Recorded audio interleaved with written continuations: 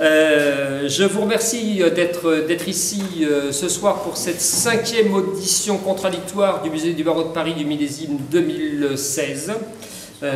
Audition contradictoire qui donc a lieu au sein du Musée du Barreau de Paris et qui lui-même se trouve au sein de l'Hôtel de la Porte. Alors pour ceux qui connaissent l'histoire, vous pouvez consulter vos messages. Pour les autres, je vous dis de quoi il s'agit. L'hôtel de la Porte, donc, dans lequel nous sommes logés, n'a pas été, contrairement aux vœux d'un ancien bâtonnier qui pensait de façon romantique que ça avait été une prison, ça a été une poissonnerie idéale, ce qui n'en rend pas moins le bâtiment intéressant au point d'être classé aux monuments historiques, notamment pour son escalier. Je vous dis ça en sortant. Pour ceux qui n'ont jamais fait l'exercice, vous grimperez jusqu'au premier étage pour admirer le chef-d'œuvre de la Renaissance qui est classé, voilà, et pour lequel des touristes d'architecture japonais, chinois, sud-américains traversent la planète pour venir l'admirer et se foutent complètement du fait qu'il y a un musée d'histoire du barreau de la justice juste en dessous. Mais il est vraiment très beau et nous en sommes très fiers. Pour le reste, vous pouvez admirer nos collections, y compris à l'issue de cette conversation que nous allons avoir, pendant que nos auteurs ici signeront leurs livres qui se trouvent proposés par l'excellente librairie LexisNexis avec laquelle nous travaillons. Dans nos collections, vous pourrez admirer des choses qui sont politiquement, on va dire, plus ou moins acceptables, sur Marie-Antoinette, sur tout un tas de personnages comme ça, mais il y a aussi, un peu peut-être en rapport avec le débat de ce soir, des choses qui racontent ce qu'a été l'antisémitisme de la France à certaines époques, notamment par l'affaire Dreyfus, que nous exposons longuement, et en quelque sorte nous bénéficions, pardon, c'est atroce de dire qu'on bénéficie de l'affaire Dreyfus, mais enfin on bénéficie des archives, notamment de bâtonnier Demange et Laborie sur l'affaire Dreyfus et sur le procès d'Émile Zola pour J'accuse. Derrière moi se trouvent des choses qui ne sont pas totalement sans rapport non plus ou à côté avec les questions qui vont nous occuper ce soir, que ce soit le docteur Petiot, dont on ne peut pas dire qu'il était véritablement un personnage sympathique ni philosémite. Derrière moi se trouvent aussi des épisodes sur l'affaire Stavisky, sur le 6 février 1934, les archives d'Izorni d'un côté, avec Pétain et Brasillac. Vous savez aussi qu'on a ici les archives de Jean-Marc Varro sur l'affaire Papon, mais qu'on a à l'autre côté, si je puis me permettre de la barre, puisque j'ai demandé à tous les avocats de me donner leur carnet d'audience, leur croquis, de façon à ce que ça soit au moins contradictoire, au moins ça a défaut d'être équilibré. Et puis surtout, nous avons derrière, à côté, je montrais ça à Annette Vivorca qui a travaillé sur un de ces personnages, sur Pierre Masse, ce mémorial entre guillemets que nous avons dressé en petite expiation aux fautes commises par notre ordre, à Pierre Masse, au père, à Lucien Vidal-Naquet, à plusieurs de nos confrères qui ont été très élégamment dénoncés avant même que Vichy n'ait fait le petit doigt, par l'ordre des avocats au barreau de Paris, trop heureux de récupérer, selon les mots de son bâtonnier de l'époque, 30% de part de marché. Voilà, ceci pour vous dire que nous battons notre coulpe, enfin je le pense, que nous devons en tant qu'institution, et ce n'est pas pour ça que vous êtes là ce soir, mais je profite pour dire que voilà, nous sommes dans une ligne ici banatérisée sur la question et le rapport que nous avons, voilà, oui, avec, voilà, nous aimons beaucoup Robert Badinter pour des tas de raisons. Et notamment pour la façon dont il a permis à l'ordre des avocats de prendre un peu conscience de son histoire. Il était aussi présent au procès Eichmann. Il était aussi présent au procès Eichmann. Là, on exagère un peu. Il a été présent au tout début du procès, et plutôt par hasard. Et on le sait parce qu'il a écrit un article. Je vais terminer, parce que si vous débarrez, je ne vais pas vous en faire comme vous avez été présent. Alors, je finis mon laïus, puis après je vous laisse vraiment parler et vraiment débattre. D'abord pour vous dire donc, que nous recevons ce soir, parce qu'ils prennent la parole sans se présenter, et donc évidemment ils ne sont pas si bien éduqués que ça, David Vivorca et Philippe Cohen, voilà. Je vais quand même vous dire 2 ou 3 mots. Alors le plus simple c'est d'aller piquer dans Wikipédia, puis vous me corrigez, parce qu'il y a toujours des fautes, comme ça c'est plus simple. Mais plutôt que d'inventer une biographie encore pire, on savait quand même 2-3 choses de vous. Vous êtes historienne, vous êtes, on va dire, on vous présente comme spécialiste de la Shoah. Il n'y a pas que ça, mais ça fait partie de votre bagage, si je puis me permettre. Ça fait partie aussi de votre mémoire familiale, de façon très claire. Et puis, je rappelle votre thèse, alors j'espère que le titre est bon, c'était « Déportation et génocide entre la mémoire et l'oubli ». Dire que en dehors de votre travail, vous êtes donc directrice de recherche au CNRS, mais vous avez émérite. Vous n'êtes pas obligé, vous pouvez garder, vous pouvez mettre l'émérite de côté. En tout cas, donc, vous avez il y a beaucoup de choses, il y a une bibliographie qui est très importante. Je dis ça non pas sur le nombre de livres, qui est effectivement substantiel, mais sur la qualité et les sujets abordés. Je vous incite tous, en dehors des livres que nous avons ici, à lire ou à vous replonger dans Ils étaient juifs, résistants communistes, dans le procès de Nuremberg, le premier livre que vous aviez consacré à ce procès, dans Auschwitz expliqué à ma fille, qui me semble un livre important. Je dis ça parce que j'ai 2 petites filles et que ça fait partie des questions qui me sont des livres qui me sont utiles, vraiment. Déportation et génocide, ça je pense que c'est votre thèse qui a été plus ou moins remaniée entre la mémoire et l'oubli chez Hachette Pluriel. Auschwitz 60 ans après, Juifs et Polonais 1939 à 2 jours. Il y a une biographie du couple Thorez. Une grosse biographie. Oui, oui, que moi j'aime bien. Oui, oui, aussi, mais aussi, voilà, j'allais vous dire que j'ai ce petit penchant pour ça. Et puis il y a quand même beaucoup de livres sur Eichmann. Quand je dis beaucoup, il y a Eichmann de la traque au procès chez notre ami André Versailles. Un homme que j'aime beaucoup, même s'il ne paye pas mes droits d'auteur. Et je dis ça pour la caméra. Il y a un avocat qui s'en occupe, je ah ben, son adresse. et puis vous avez notamment, alors très récemment, et c'est l'objet en quelque sorte, le prétexte pour votre invitation ce soir ici, publié ce livre dont j'ai mon exemplaire ici pour que vous signiez, qui s'appelle Le Moment Eichmann. Enfin, c'est sous votre co-direction. Vous donnerez ensuite le pourquoi du comment, est-ce que vous avez vraiment fait ou pas dedans, mais ce qui nous intéresse, c'est évidemment ce livre et le regard que ça apporte sur la façon dont le procès Eichmann, l'affaire Eichmann, tout a été traité par la presse, par le documentaire, par le cinéma, par voilà, la façon dont ce procès extraordinaire, dans tous les sens du terme, cette histoire extraordinaire, voilà, a pu être prolongé, examiné, ausculté, servir de cas, servir d'exemple, etc. Voilà, il est extrêmement important pour 100 000 raisons. Ici, on fait des auditions contradictoires, c'est-à-dire qu'on aime bien l'idée selon laquelle, quand même, en tant qu'avocat, il y a un respect du contradictoire. Ça ne veut pas dire nécessairement des opposants, ça ne veut pas dire un match de boxe. Ça veut dire que j'aime bien que nos invités aient une sorte de contradicteur ou quelqu'un qui peut alimenter ou aiguillonner un peu la conversation ou l'enrichir. Et j'ai demandé à notre ami Philippe Cohen, alors, qui a des mérites et des défauts. Ses mérites, c'est qu'il a été avocat. Le défaut, c'est qu'il ne l'est plus officiellement pour l'instant. Il est directeur juridique dans une maison qui s'appelle Benavista International, qu'il ne représente pas ici, mais je ne pense pas qu'elle ait des opinions contraires à celles qu'il prône, en tout cas sur cette question, qui est celle de Mein Kampf ou pas dans le domaine public, sauf à ce que tu me détrompes. C'est un avocat important, c'est un juriste important, c'est quelqu'un d'intellectuellement formidable, et c'est un ami formidable aussi. C'est un grand militant. Qui fait un travail remarquable, que vous devez apprendre. Vous devez, lire les livres d'Anne Dvorka, vous devez lire le livre de Philippe Cohen qui est là-bas. Je n'ai pas porté mon exemplaire parce qu'il est chez moi, signé, mais voilà. Merci, qui s'appelle Pour en finir avec Mein Kampf. Vous devez aller aussi sur les... Tu diras aussi les sites internet, les sous-titres, etc. Et vous devez vous pencher sur le projet que je ne vais pas décrire parce que tu vas le faire après, je te le demanderai tout à l'heure, d'expliquer ce que c'est que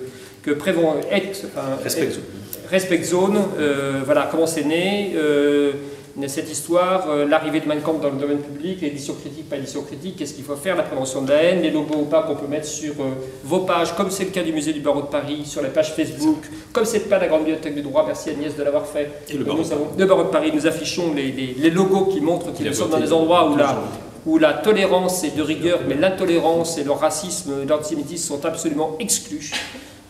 Voilà. Et voilà. Donc il fait plein de choses, il va vous raconter ça, et je ne trouvais pas du tout absurde, sincèrement, de parler du passé, mais qui est encore présent, et de la façon dont cela peut faire écho, résonner, malheureusement. J'aimerais bien qu'on n'ait pas invité Philippe Cohen, ça voudrait dire que la société va mieux, et que la France va mieux. Malheureusement, on a besoin de l'inviter parce que la France ne va pas bien, et que... Voilà. Et si avec la France, ça n'irait pas bien, mais ça, voilà, c'est encore pire. Donc, il était important de parler du procès d'Eichmann, de la Shoah, de Mein Kampf, voilà, de tout ça, même si on fait ça en 1h30, pardon, c'est une petite goutte d'eau dans un océan de choses à faire et nécessaires. Un dernier point, pardon, avant de vous lâcher en quelque sorte dans la nature. Donc j'ai dit que vos livres étaient en vente ici, vous aurez le droit de poser des questions. Et puis maintenant je vous donnerai le programme des fois prochaines à la fin de cette audition contradictoire. Alors comme on a des grands bavards, et il y en a un qui a été avocat, donc il l'est forcément, Annette Dvorka, je pense qu'elle l'est aussi. Oui. Je vais plutôt les laisser parler et je veux bien qu'on démarre avec chacun un petit temps de parole pour présenter votre dernier livre, parce que si vous me faites tous les livres et toute l'histoire, ça sera passionnant, mais on va rester sur Eichmann. Et puis ensuite, on demandera à Philippe, de façon comme ça, ex abrupto, de présenter son livre et ce pourquoi. Et puis ensuite, on essaiera de mêler les deux. Mais je pense qu'on y arrivera sans problème. Voilà. Annette, je vous laisse... Alors, puisque vous avez évoqué André Versailles, à la demande d'André Versailles, j'avais fait un très petit livre sur le procès Eichmann, dans cette collection qui était par année, 1961, le procès Eichmann. Il y a, je ne sais pas, beaucoup d'années maintenant. Et donc ça m'a toujours intéressé, c'est-à-dire que les deux, je considère qu'il y a deux procès qui sont véritablement des lieux de mémoire, c'est-à-dire qui sont constamment revisités. Alors, micro ou pas micro, mais il faut choisir. Parce que moi je pense que sans micro, ça devrait aller. Sans micro. Hein, voilà. Donc qui sont constamment revisités, réinvestis, présents dans l'espace public. C'est le grand procès international de Nuremberg et le procès d'Adolf Eichmann. Et qui ont en plus des caractères internationaux. Alors aujourd'hui, pour faire bien, on dit global, hein. Mais enfin avant on disait internationaux, c'est-à-dire qui ont un écho qui dépasse l'hexagone. Tout à l'heure, vous avez parlé du procès Papon de Varro. Papon, si vous parlez de Papon en Allemagne ou aux États-Unis, il y a de grandes chances pour que personne n'en ait entendu parler, comme on avait très peu entendu parler des grands procès de Francfort en Allemagne, avant les deux films, Labyrinthe du silence et le film sur Fritz Bauer. Voilà, donc ça m'a intéressé comme des lieux de mémoire. Et j'ai donc consacré un livre à Nuremberg, d'abord Eichmann d'ailleurs, et après Nuremberg. Et puis, pour savoir ce qu'il y a dans le livre, vous pouvez le lire, mais je vais vous expliquer un peu comment et pourquoi on l'a fait. Ma collègue Sylvine Deberg est une spécialiste d'histoire du cinéma. Elle a écrit un certain nombre d'ouvrages, dont une monographie très importante sur Nuit et brouillard, le court-métrage d'Alain Resnais. Et pendant un temps, on a fait quelques cours ensemble qui portaient sur cette question justice, enfin procès et cinéma. Et l'année où on devait traiter, le moment où on devait traiter le procès d'Eichmann, on voulait prendre comme exemple le film de la façon dont il avait été traité dans le film de Sivan et de Broman, Un spécialiste. À ce moment-là, il y a eu une longue grève des étudiants, moi j'ai eu des ennuis divers, et je lui ai dit, écoute, t'en fais pas, je vais aller chercher les originaux des films du procès à Jérusalem, je vais aller en Israël. Je rentre de Jérusalem avec les originaux, et on commence à travailler pour voir comment Sivan a traité l'archive. Et là, aux grandes stupéfactions, on s'aperçoit que ce qui est dans les archives n'est pas dans le film. C'est-à-dire qu'il a haché menu l'archive, mais haché vraiment, et reconstruit un procès qui n'a jamais existé. Alors ça a attiré notre attention. Et on s'est dit, alors c'est pas possible, on ne va pas laisser ça, il faut qu'on le dise, il faut que... Et ma collègue, qui est peut-être plus calme que moi, elle me dit, tu sais, si on commence à dire ça, on va être inaudible. On va nous dire, vous êtes sioniste, vous êtes ceci et cela, c'est pour des raisons idéologiques que... Donc il faut faire autrement, il faut s'occuper de tout le filmage du procès et voir comment le procès a été filmé, et à partir de ce filmage du procès, on réétudiera après Sivan. Nous voilà donc en quête d'archives, et on trouve toutes les archives du documentariste américain qui était un homme très intéressant, un très bon documentariste, qui s'appelait Leo Hurwitz, de cette école de communistes qui a fait du documentaire. Il était copain avec Joyce Stevens. C'est toute une génération qui est venue au documentaire par le militantisme, et par le militantisme communiste, quelqu'un qui était né au début du siècle dernier. Et comme il était communiste, il est mort communiste, il a été... sur les listes noires du macartisme, interdit de profession, et c'est comme ça que le jeune producteur qui a eu l'idée de filmer le procès Eichmann avec une technologie complètement nouvelle qui était la vidéo et qui était rendue possible par des petites caméras Marconi et par les débuts du magnétoscope. Parce que la technique, vous voyez, elle est très importante. Là, on peut vous filmer sans difficulté. Donc, il a embauché Lou Hurwitz qui, pendant 3 mois et demi, a filmé l'ensemble des audiences du procès. Si ces questions-là vous intéressent, vous allez sur YouTube et vous pouvez regarder les 250 heures du procès Eichmann qui restent, puisque à peu près la moitié a été détruit, non pas du tout parce qu'on voulait le détruire, mais parce que à cette époque-là, ce qui était cinéma ne faisait pas archive, que les cassettes coûtaient très cher et qu'on a refilmé d'autres choses, qu'on a réutilisées sur les cassettes. C'est la vie des archives, c'est toujours quelque chose d'un peu stupéfiant. Voilà, donc on est allé à Rochester, à la Eastman House où étaient les archives Hurwitz, et on a donc fait cette étude, qui figure d'ailleurs dans le livre, sur la question du filmage du procès. Et puis, de fil en aiguille, on a organisé à Paris le seul colloque sur le procès Eichmann qui n'ait jamais été réuni en France, qui a duré 3 jours avec un grand nombre d'intervenants, tous les spécialistes du procès Eichmann qui existaient de par le monde. Et au moment d'éditer, on s'est dit, si on édite l'ensemble du colloque, on est sur 1000 pages, c'est un travail colossal, c'est un travail qui va être très répétitif par rapport à des choses qui ont déjà été publiées. Je pense notamment à la biographie d'Eichmann, de l'historien britannique David Cesarani. Donc on a décidé de faire quelque chose de très particulier, qui était d'étudier la médiatisation, ce qu'on a appelé le moment Eichmann, c'est-à-dire la façon dont le procès a été médiatisé par les journalistes, dont Badinter, qui fait juste un petit tour, un passage au début du procès. Enfin, ça montre qu'en 61, il est en Israël. Hein, donc, l'ensemble donc, des journalistes, alors les grands journalistes de la presse judiciaire, comme il n'y en a plus aujourd'hui, Frédéric Potcher, qui était quand même sublime, Noblecourt, pour Le Monde. Comment Noblecourt, c'était aussi pour Le Monde. C'était aussi pour Le Monde. Pour Le Monde, c'était quelqu'un d'autre, dont le nom Kessel pour François. Et tous mes collègues étrangers qui écrivent sur le procès Eichmann disent il y avait les plus grands journalistes, et ici les plus grands journalistes britanniques, les plus grands journalistes allemands, les plus grands. Donc il y a eu la fine fleur de tout le journalisme qui est allé à Jérusalem. Donc c'est ça qu'on a étudié, et ensuite la question de la postérité d'Eichmann. On n'a pas évité Hannah Arendt parce qu'elle est inévitable. On a une caractéristique très, très particulière de ce procès qui est que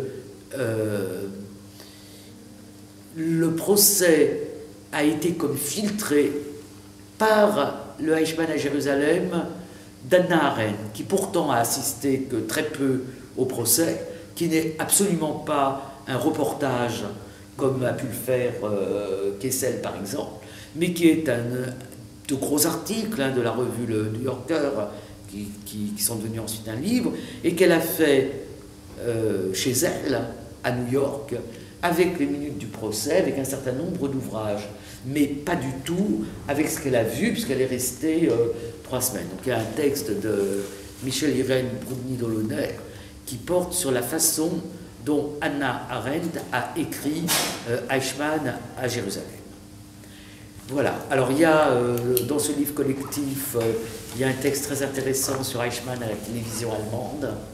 Hein, il y a eu une couverture en Allemagne extraordinaire. D'ailleurs, dans le film sur Fritz Bauer, on voit une émission de la télévision allemande au moment du procès Eichmann. Je ne sais pas si vous avez vu ce film. Fritz Bauer, c'est ce procureur allemand qui est revenu d'exil de Suède et du Danemark pour faire que la justice allemande juge les criminels nazis, ce qui n'a pas été sans grande difficulté, et auquel un film vient d'être consacré, qui est discutable, mais c'est pas le sujet de ce soir. Non. Voilà. Donc on a un texte sur l'Union soviétique. Enfin voilà, c'est un travail collectif sur la médiatisation et la postérité du procès Eichmann. Et je dirais sur la postérité juste une petite chose, qu'un livre formidable a été écrit, donc pas pour la postérité, mais pour l'antériorité d'Eichmann, par une Allemande qui s'appelle Bettina Stambnet, qui va être publié chez Kalman Levy, et ça fait un lien puisque le traducteur du livre est Olivier Manoni. Voilà, donc ça devrait paraître en 2016. Donc voilà une perche très bien tendue donc, pour Philippe Cohen. Donc d'abord, merci au musée, merci à Emmanuel Pierrat d'avoir pris le soin de nous Si on parle sur le micro, il faut parler fort. D'accord, je vais parler un peu plus fort. Merci parce que c'est un croisement thématique de haute voltige entre le procès Eichmann et le procès qui n'a pas eu lieu d'Adolf Hitler. Et le fait aussi de vouloir travailler en définitive sur comment est-ce qu'on gère cette mémoire et surtout cette éducation qui vient après l'effort de mémoire. Et en 2016, notre travail en tant que juriste, en tant que défenseur, en tant qu'historien également, en tant que membre de la société civile, c'est aussi de travailler sur la déconstruction de ce qui a fait le drame qui a été celui de la Deuxième Guerre mondiale. Et alors, notre travail avec notre association, qui s'appelle Initiative de prévention de la haine, a été de faire campagne et d'alerter sur qu'est-ce qu'on fait au 1er janvier 2016 lorsque une partie au moins des droits d'auteur qui sont attachés au livre de Hitler vont tomber dans le domaine public. Je dis une partie parce qu'il y a pour les juristes le débat des traductions dont les dates de la mise dans le domaine public peuvent être discutées, même si elles ne sont pas, ou en tout cas, elles n'ont jamais fait l'objet d'une revendication. Donc, 70 ans après la fin de la Deuxième Guerre mondiale, 70 ans après le suicide d'Adolf Hitler, plus quelques mois du fait du décompte des années de guerre qui se comptent en années calendaires, d'où, pour répondre à cette question, pourquoi est-ce qu'on arrive à une mise dans le domaine public du livre de Hitler au 1er janvier 2016 pour sa version allemande, c'est lié à ce décompte rond, on va dire, du fait qu'en 1945 est considéré comme une année de guerre. Alors moi je trouve fascinant le thème qui nous amène ici, qui est le thème du procès Eichmann, parce que c'est un thème qui est aussi intéressant pour les historiens qu'il est pour les juristes. Par exemple, il y a un juriste que vous connaissez bien, qui est le professeur Klein, qui a beaucoup travaillé sur la compréhension juridique de ce fleuve de droit qu'est le procès Eichmann, et qui a posé tout un tas de questions sur comment est-ce qu'on travaille sur la rétroactivité. Pourquoi ? Parce que les textes qui ont été créés par un État naissant en Israël ne pouvaient pas prédater 1948. Les faits qui sont jugés remontent à avant 1948. Donc il y a une énorme question sur comment est-ce qu'on travaille sur la rétroactivité de lois pénales. Il y a le fait que ce procès a dû susciter l'organisation du moment Eichmann que vous décrivez si bien, et qui est un moment qu'il fallait, pour les raisons de la communication, de l'effort de mémoire, de l'importance de juger après Nuremberg autre chose que ce qui avait été jugé au procès Nuremberg, donc avec un procès qui concerne aujourd'hui, en 61, eh bien, les témoins et les victimes, ce qui n'était pas l'objet du procès de Nuremberg. Donc avec un angle complètement différent. En termes de questions de droit, il y a d'autres questions qui se sont posées, qui sont très compliquées et qui sont intéressantes. Ce sont celles de la capture, de comment est-ce qu'on règle d'un point de vue juridique cette capture, le fait que le pays était peu expérimenté ou armé sur la question de la peine. Vous allez sûrement en parler, puisque la peine de mort a été prononcée d'une manière dérogatoire, et on va voir que c'était une question extrêmement sensible et qui n'a pas fait l'objet d'ailleurs d'autres occurrences après, même si d'un point de vue juridique, la peine de mort est applicable en Israël pour des cas exceptionnels, quant au terrorisme ou d'autres cas. D'autres questions qui étaient aussi simplement des questions de logistique. Comment est-ce qu'on organise une salle de procès à la taille de cet événement? Donc il a fallu s'organiser, il y a eu aussi cette cage en verre que vous avez tous en tête et qui est presque dans l'imagerie de ce procès. Enfin, il y a oui. Elle est sur la couverture, pardon. Et elle est omniprésente. Et elle est chargée de symboles. Et elle est recyclée dans le cinéma. Absolument. Et puis il y avait des questions juridico-logistiques de comment est-ce qu'on garde en vie ce prisonnier. Qui est-ce qui sera son maton, qui est-ce qui sera son geôlier, comment est-ce qu'on trie d'ailleurs ceux qui étaient candidats, enfin, sans même le savoir, hein, comme Armand Lousky qui a témoigné récemment, puisqu'il était francophone, donc il a témoigné aussi sur des chaînes francophones récemment. Et puis il y a eu encore quelques rebondissements. Je vois que tu as en main la demande de grâce qui a été révélée au mois de janvier dernier. En fait, c'est un vrai thème aussi pour les juristes que nous sommes, parce qu'il a posé des questions à la fois sous l'angle juridique, sous l'angle politique, sous l'angle symbolique et sous l'angle médiatique et historique, bien sûr, que vous avez indiqué. Et puis il y a aussi tout ce qui a été compris et appris sur qui était Adolf Eichmann, avec le débat sur le titre de Hannah Arendt, sur la banalité du mal, qui n'est qu'un titre d'ailleurs, plus qu'une thèse, et qui nous a aussi enseigné ce qu'a pu être Adolf Eichmann, qui a été plus ou moins décrit pendant de nombreuses années comme étant quelqu'un avec une responsabilité très limitée. Et en fait, on s'est aperçu, quand on regarde les audiences, quand on lit l'arrêt, qu'on avait affaire vraisemblablement et vraiment au logisticien de la solution finale, au COO, comme on dirait aujourd'hui, non pas au CEO, mais à quelqu'un qui était obsédé par la haine antisémite, obsédé aussi par les trains qui n'étaient pas assez remplis, par les trains qui étaient trop remplis, parce qu'il fallait que cet aiguillage se fasse avec une fluidité industrielle qu'il a mené très très loin. Sur Mein Kampf, juste un mot pour dire pourquoi est-ce que ce livre qui est là a été je vais faire le manutentionnaire. A été écrit. En fait, il s'agit de la synthèse d'un travail sur une sensibilisation liée à cette anticipation de la mise dans le domaine public d'un livre qui est extraordinaire et qui est un livre qui connaît aussi, c'est ce que Emmanuel disait dans son introduction, beaucoup de succès d'années dans son modèle.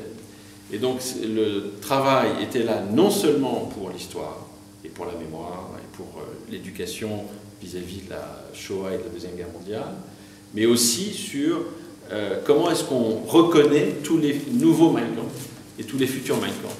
Et donc c'est peut-être comme ça que je vais laisser le débat se poursuivre, puisque c'est un peu la transition entre histoire et éducation. Juste pardon pour dire en aparté, parce que sinon je vais l'oublier quand même, qu'il y a la possibilité de rejoindre, une fois que vous aurez expliqué à la fin de la soirée de quoi il s'agit, et pour que je ne l'oublie pas, de rejoindre les signataires ou les soutiens de cette initiative. Je vous dis simplement ça parce que ça concerne beaucoup d'avocats. Et oui.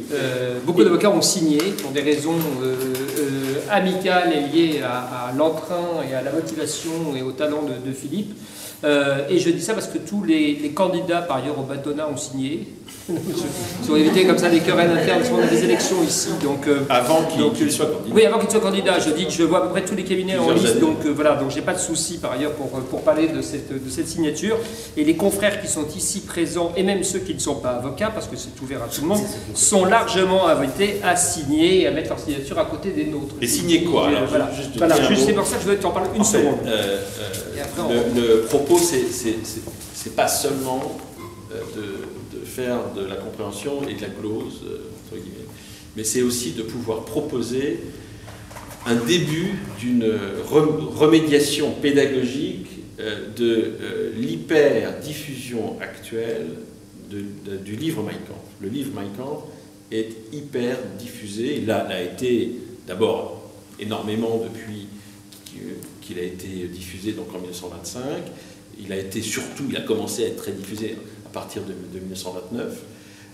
Ensuite, il a été diffusé parce que aussi les Allemands voulaient comprendre pour qui ils allaient voter, pour qui ils avaient voté. Ensuite, le livre a été porté, a été sacralisé pour tenter de remplacer quasiment la Bible sur le sol allemand et dans le Reich. Et ensuite, il y avait eu des ventes qui étaient quasiment forcées pour arriver à un chiffre qui circule de 12,5 millions d'exemplaires sur le sol allemand jusqu'en 1945. Ensuite, le livre a été vendu et a continué de vivre jusqu'à aujourd'hui, et Internet a fait tout un travail de rediffusion, et c'est un best-seller dans beaucoup trop de contrées dans le monde, alors pas en France, je vous rassure, mais en Turquie, ça l'a été, en Indonésie, en Inde, c'est une catastrophe, dans le Moyen-Orient, Égypte, Iran, et ce qui a éveillé cette initiative, pour que ça vienne à mon attention, c'est quand j'avais été surpris de lire dans la presse en octobre 2009 que le best-seller des mangas au Japon était Mein Kampf. Et manga égale livre pour la jeunesse. Donc c'était, je répète, le best-seller des mangas au Japon en 2009. Et c'est de là qu'est venu le travail qui a été le mien, avec un angle juridique d'abord, avec une publication à la Gazette du Palais d'une étude en 2009, et qui a ensuite fait l'objet d'une réflexion pour arriver, je finis là-dessus, à l'idée qu'on ne peut pas ne rien faire. Et ne pas rien faire pour le collectif des historiens, des avocats, des juristes ou des psychanalystes qui nous ont rejoints dans ce think tank qui est devenu une forme d'association, c'était de proposer de continuer l'œuvre de la jurisprudence française qui a été amorcée par l'arrêt d'appel de 1979, qui a permis à ce que la seule édition française qui avait les droits de la version en français se voit adjointe, préfacée, devancée par l'avertissement qui a été prononcé par la Cour d'appel de Paris en juillet 1979 de 8 pages, qui est beaucoup moins que ce que la première instance avait voulu faire avec Madame Simone Rosès, qui présidait la première instance en 1978, qui elle avait dit il ne faut pas interdire ce livre, mais il faut que ce livre puisse être connu pour permettre de déconstruire son contenu, pour autant qu'on explique ce qu'il a causé, ce qu'il a porté. Et elle avait voulu, elle avait même jugé, que l'arrêt de Nuremberg soit annexé, et Fernand Sorlot fait appel, et il parvient à réduire la peine à simplement cet avertissement en page verte de 8 pages. Ça fait presque 40 ans, et donc il nous avait paru indispensable de poursuivre l'effort, qui est une exception française. Il n'y a pas d'autre pays qui ait eu cette idée, en tout cas pas au niveau jurisprudentiel, que de faire éducation par un avertissement devant le livre. Donc ce qu'on a fait, c'est qu'on a travaillé sur un avertissement de 1 page. 1 page, pourquoi 1 page? Parce qu'aujourd'hui, on est à l'ère des tablettes, on est à l'ère des smartphones, et l'essentiel de la publication actuelle de Mein Kampf, je ne parle pas des éditions scientifiques, concerne que très peu de monde, je parle du tout venant, de la cible principale qui est la nôtre, ce sont tous ceux qui achètent par intérêt et qui ne comprennent pas ou qui ne sont pas informés de ce que ce livre a pu causer. Donc, avertissement qui est sur Internet, en open source, qui a été écrit par différents historiens, et comme Jean-Marc Dreyfus, Jean-Yves Camus, et validé par Madame Simone Rosès, qui est toujours avec nous, qui a 96 ans aujourd'hui. J'ai eu au téléphone hier. Non, mais elle vient au musée du Barreau, voilà, en octobre prochain, je vous le dis. Et qui a signé avec moi d'ailleurs une chronique il y a 1 an, pour les 70 ans de la Libération, et qui s'appelait « Une libération peut en cacher une autre », c'est la libération des droits de Mein Kampf. Donc c'est avec elle aussi qui est sortie de sa réserve, d'une certaine manière pour continuer l'effort qu'elle avait déjà exprimé en 78. Et quand on dit de signer l'appel, c'est de signer le concept simplement de l'idée que ce livre ne peut pas être diffusé à nu, c'est-à-dire sans aucun avertissement. Donc il est traduit en 15 langues, dont l'arabe, et il y a, grâce aux efforts sans répit de Emmanuel et d'autres, il y a aujourd'hui 40 éditeurs qui ont signé l'idée de ne pas laisser ce livre d'une manière brute, soit en ligne, soit sur support papier. Et aujourd'hui, nous aimerions continuer l'effort en faisant venir à nous non seulement les éditeurs en dehors de France, qui restent à être signataires, vous également, mais aussi les libraires. Et dans les libraires, on compte Amazon et Fnac.com, et on pourra parler après de comment est-ce que ce livre est référencé comme les protocoles de Sage de Sion sur les réseaux sociaux et sur Internet, qui est notre sujet aujourd'hui avec tous les nouveaux Mein Kampf. J'étais très long, mais je voulais vous expliquer. En dehors de la façon dont on peut rejoindre ce texte et le cautionner ce concept, ensuite comment on peut sur ces pages de réseaux sociaux... Le procès Eichmann, il vient quand même après les procès de Nuremberg, où beaucoup de temps a été consacré à cette question de peut-on juger avec une loi rétroactive, puisque on a considéré que le pacte Briand-Kellogg de 28 mettait la guerre hors la loi, et que le premier chef d'accusation à Nuremberg, c'était le crime contre la paix, le complot, conspiracy en anglais, contre la paix. Et crime de guerre, donc là il n'y avait pas de souci, c'était bien balisé depuis la fin du XIXe siècle, avec les conventions et tout. Voilà. Et le crime contre l'humanité, qui a été quand même la qualification avec le crime contre la paix nouvelle à Nuremberg. Et puis ensuite, il y a eu la Convention de prévention contre le crime de génocide, la définition du crime de génocide, 1948, qui n'a pas été signée par tous les pays. Donc en fin de compte, le droit israélien, qui est tout nouveau, puisque le droit israélien, dans le tout début de l'État, ça a été le droit mandataire, ça a été le droit britannique, puis ensuite il y a eu un droit propre, il vient après Nuremberg et après la Convention contre le génocide, contre les crimes de génocide. Donc la grande loi de 1950, qui a permis de juger Eichmann, la grande loi israélienne, elle intègre tous ces éléments du droit. Mais ce qui est très intéressant, c'est qu'elle n'est pas du tout faite pour Eichmann. C'est-à-dire que quand les Israéliens, quand la Knesset adopte cette loi, ils adoptent une loi pour juger les nazis et leurs collaborateurs. Et ce qui les obsède, ce n'est pas du tout les nazis, parce que pas un cheveu de la tête pense qu'il va y avoir un nazi qui va se fourvoyer sur le sol israélien, mais c'est les collaborateurs, c'est-à-dire les capots, les membres des conseils juifs, les membres de la police juive, des ghettos. Parce qu'Israël, c'est un village, il y a 1 million d'habitants à peu près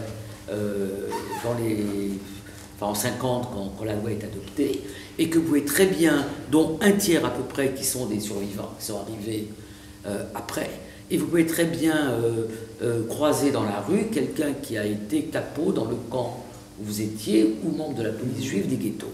Donc il y a eu effectivement 30 ou 40 procès qui se sont tenus en Israël pour juger ces collaborateurs, je ne veux pas discuter de la collaborateur, pas collaborateur, mais pour juger ces personnes. Donc ça, c'est la question du droit. Et si ces questions vous intéressent, il y a effectivement plusieurs ouvrages, dont le dernier en date est celui de Claude Klein, qui était au colloque, et vous comprenez pourquoi on n'a pas tout publié, parce qu'il a publié son livre lui aussi. Donc en fait, si on avait republié dans les actes du colloque, on publiait des choses qui n'étaient pas originales, qu'on pouvait lire ailleurs. Donc ça, c'est pour la question du droit. L'autre question, c'est qu'Israël n'a jamais eu envie de s'occuper des criminels nazis. C'était pas une question en Israël. Et si ils ont été enlevés à Eichmann, et si Eichmann a été jugé pour beaucoup de raisons, c'est parce que Fritz Bauer, le procureur allemand, a considéré que s'il levait le quart du demi-petit doigt pour tenter soit d'extrader, je ne sais pas s'il y a des accords d'extradition, Eichmann. Les affaires étrangères allemandes étant encore pourries de nazis, tout de suite il disparaîtrait. Et à l'heure actuelle, puisque vous êtes des juristes, à l'heure actuelle, l'Allemagne est en train de revoir ce qui s'est passé dans son système judiciaire après la guerre, la République fédérale d'Allemagne, et il doit y avoir très rapidement un très grand rapport sur ce qui s'est passé en Allemagne avec les anciens nazis dans la question du jugement. Donc c'est lui qui va en Israël, qui supplie, on le voit assez bien, enfin pas tout à fait bien, parce qu'on le voit aller voir taper à la porte du Mossad. Bon, c'est un peu folklore, parce que je ne crois pas quelqu'un, même un procureur de l'État de l'Est en Allemagne, arriver en Israël et dire où est le Mossad. Voilà, donc en fait, c'est le président de la Cour suprême, Chaim Cohen, avec qui il est en contact, et c'est le président de la Cour suprême qui réussit à convaincre Ben Gourion de faire ce procès. Il y en aura eu 2 procès, 2 condamnés à mort d'ailleurs, Eichmann et Demjanjuk. Mais on ne va pas ouvrir la question du procès Demjanjuk, parce que très intéressant pourtant pour des juristes. Parce que Demjanjuk, il y a eu une erreur d'identité, donc il est retourné aux États-Unis, comme il avait menti, il a été extradé, il a été jugé à Munich. Et il y a toute une jurisprudence. Vous avez vu, oui, je vous écoute. Non, mais je vous dis que vous n'allez pas, on ne va pas ouvrir voilà, on le fait quand même, donc j'écoute. Une jurisprudence qui est dite jurisprudence Demjanjuk, qui dit, voilà, on n'a pas besoin de prouver que la personne a commis un acte. Si la personne était dans un camp et qu'elle était présente dans le camp au moment où tant de juifs ont été assassinés, la personne est responsable de ces assassinats. Et à l'heure actuelle, si vous suivez l'actualité allemande, il y a un certain nombre de procès de gardiens, enfin de personnes qui étaient en poste au camp d'Auschwitz, pas de gardiens, il y en a eu un qu'on a appelé le comptable d'Auschwitz, parce que ça faisait bien, enfin il travaillait dans les services qui s'occupaient de la comptabilité, un infirmier. Alors l'infirmier, pour faire médiatiquement un peu mousser, on a dit voilà, il était là, il était à Auschwitz quand Anne Frank est arrivée. Alors on imagine quand même la scène, l'infirmier qui voit arriver, il avait 18 ans, hein. Et puis il y a une femme qui va être jugée, qui a aussi 18 ou 20 ans, qui était télégraphiste. Et c'est possible à cause de la jurisprudence du procès Demjanjuk de 2010 ou 2011 à Munich. Alors un mot sur la peine de mort, à l'israélien, sur la peine de mort qui est effectivement prévue par la loi. Il y a un très bon film documentaire qui a été fait sur ce débat sur la peine de mort, qui est passé sur la chaîne parlementaire il n'y a pas longtemps. Il y a eu un grand débat avec tous les grands philosophes israéliens, Martin Buber, Gershom Scholem, qui ont souhaité que Eichmann ne soit pas exécuté, et qui ont donc écrit pour que Eichmann ne soit pas exécuté.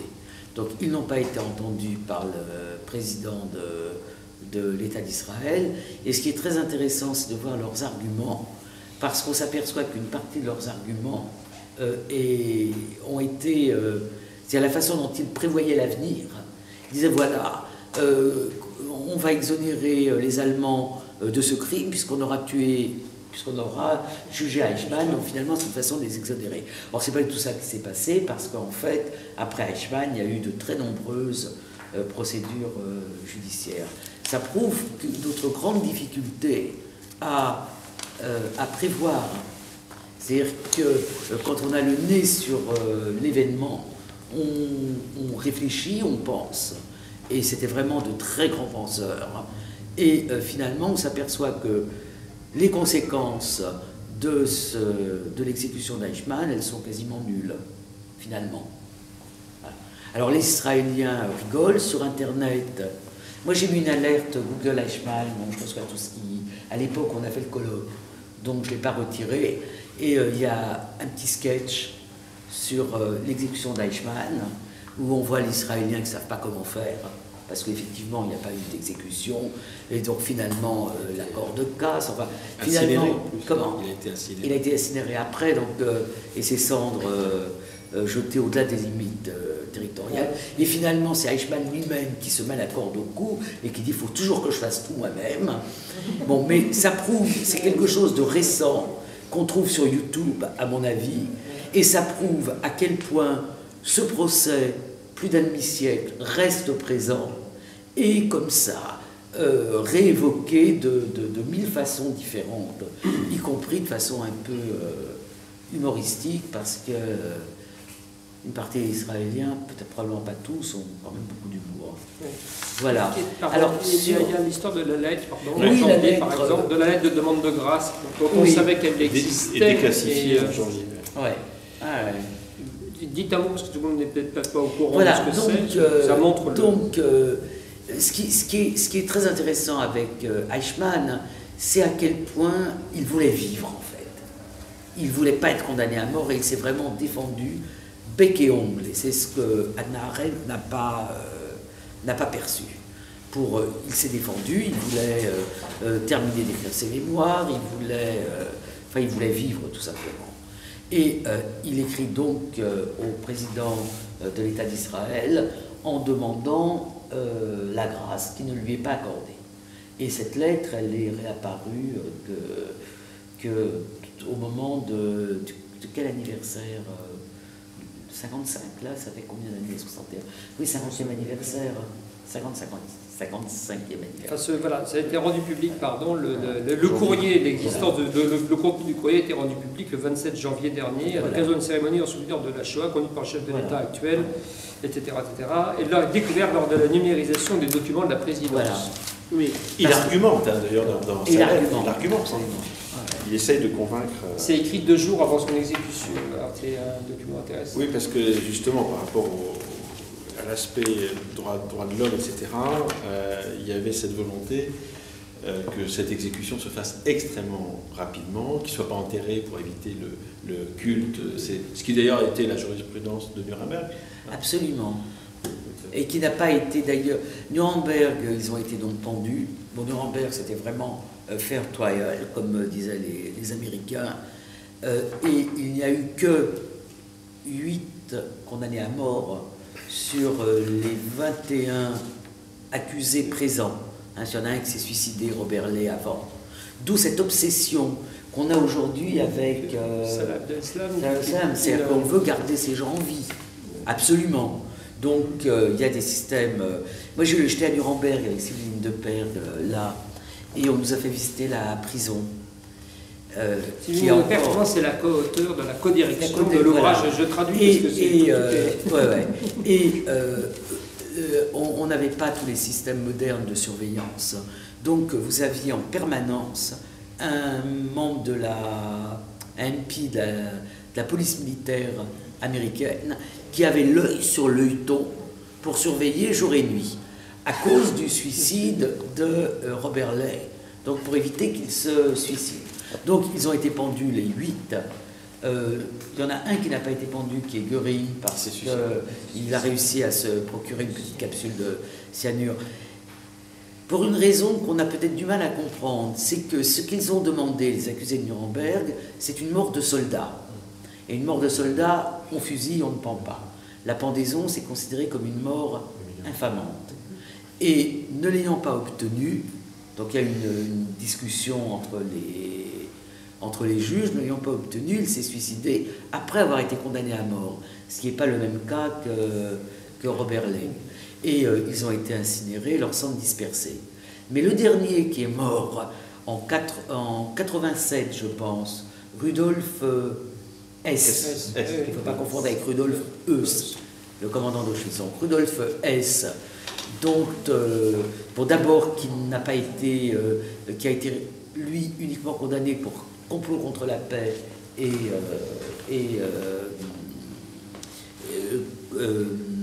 crime contre la paix, puisque en 1941, il s'envole en Angleterre, donc il n'est pas, c'est le compagnon de cellule d'Hitler quand il a écrit. Et secrétaire.